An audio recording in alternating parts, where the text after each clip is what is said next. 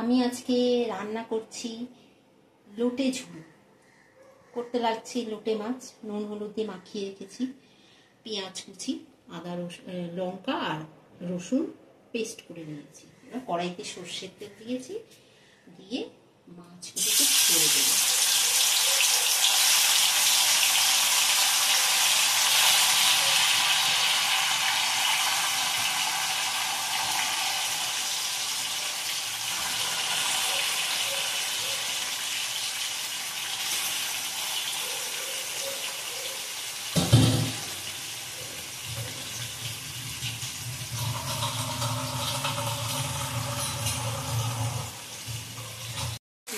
একটু হোক, তারপর উল্টে পাল্টে নিয়ে তারপর রসুন আর লঙ্কা বাটা আর পেঁয়াজ দিয়ে দিতে হবে। একটু উল্টে পাল্টে দিতে হবে, দিয়ে নেড়ে দিতে হবে। লোটে মাছ তো নরম ভেঙে যাবে। এবার এর মধ্যে আদা লঙ্কা রসুন পেস্ট করে রেখেছি, এটা দিয়ে দিলাম।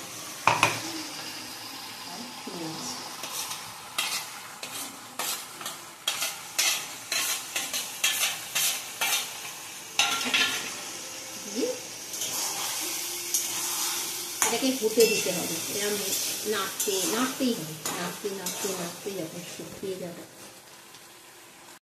তৈরি হয়ে গেছে লোটে ঝুড়ো। এরম ভাবে ভালো করে নেড়ে টানাতে হবে, খুব টেনে হাত নাড়তেই থাকবে যাতে লেগে না যায়। এরম ভাবে টেনে যখন শুকিয়ে যাবে, তো ধনে পাতা দিয়ে, ধনে পাতাটা খুব ভালো লাগবে, ধনে পাতা দিয়ে একটু নেড়ে নিলে তৈরি লোটে ঝুড়ো।